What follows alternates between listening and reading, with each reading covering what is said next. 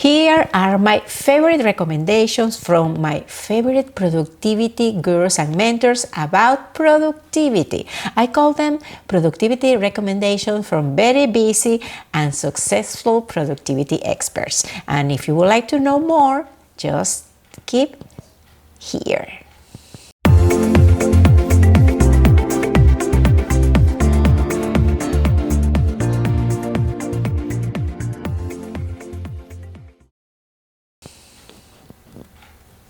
Happy present moment and welcome to Jeanette Salvatierra TV. I'm your host, Jeanette Salvatierra.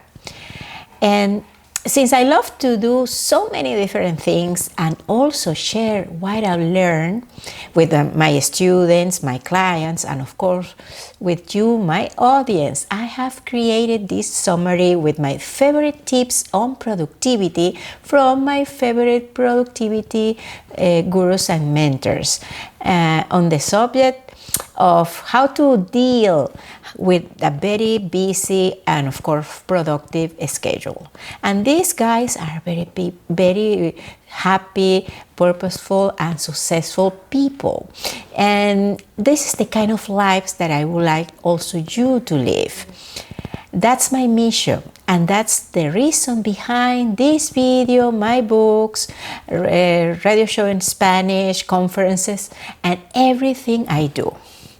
Let's dive into our subject today. This is the first tip, productivity tip, and this one comes from a very well-known expert called Tim Ferriss. And the tip is, work only when you are on your top energy level. Working at your top means that you will be more efficient, you probably will progress faster, do more with less effort, and as an added benefit, you will enjoy work. You will enjoy what you are doing, since your energy will push you in the same direction of your effort and intention. And this is a key advice for me, since I will always like to work aligning my efforts to my personal energy, and that's the same that I advise to you that you do. And if you want to learn more about your personal energy levels, best time of the days for you to work, etc., learn about chronotype, looking for the video on the subject of chronotype that I have in this same very same channel. The second tip that I have for you is measure how much productive you are. And this advice comes from Shelley Selnick, a sales productivity consultant with Knowledge Tree. She recommends to identify and track the key productivity metrics depending on the specific task of department that you belong to.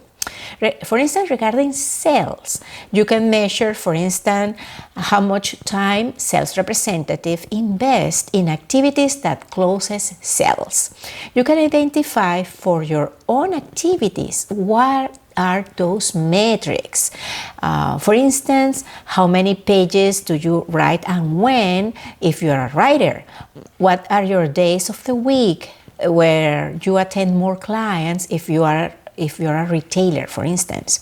What you measure, you understand, and therefore you can improve. This is an old saying from the sales arena that you can apply to improve productivity in your business, in your life, in your household, in any area of your life. The third advice that I have is start from the most difficult but more important task. And this is advice coming from a leadership speaker and advisor, Nin James. She advises against the common practice of starting with the easiest task, because probably you will think, this is easy, I will do it quickly, and of course you will obtain a false sense of accomplishment. By completing the most difficult but important task first, you will reach your goal faster. Your contribution will be more important, hence your productivity increases. How are we doing so far? Are these tips simple enough for you to implement? Wait for the next two, but first let me remind you, subscribe to this channel, plus hit the notification bell so you are first in line when our episodes go live every week. Well, back to our recommendations about productivity from my favorite productivity experts. The fourth recommendation is learn to delegate. This one comes from Kathy Sexton, and this recommendation is one that I applied a long time ago as manager in my corporate years. By delegating, you will help develop your people skills and also allowing the work to get enriched with new and fresh ideas. And of course, you will be able to devote your own time to tasks more aligned with your own talents and priorities. And finally, the fifth recommendation is plan the week ahead on Fridays. If you work Monday through Friday, probably you have noticed that Fridays afternoons are quiet and unproductive. If your work week is based in another schedule, you can also identify a block of 4 hours that are less productive during your work week and use it to plan your next work week.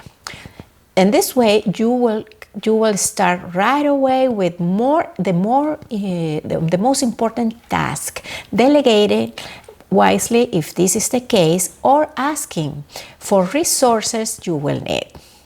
And these were 5 of my favorite tips from my favorite productivity mentors and gurus to help you improve your productivity. And of course, also your work, even at home. Thank you for watching. Keep pursuing happiness, purpose, and success. And well, until the next video, see you then.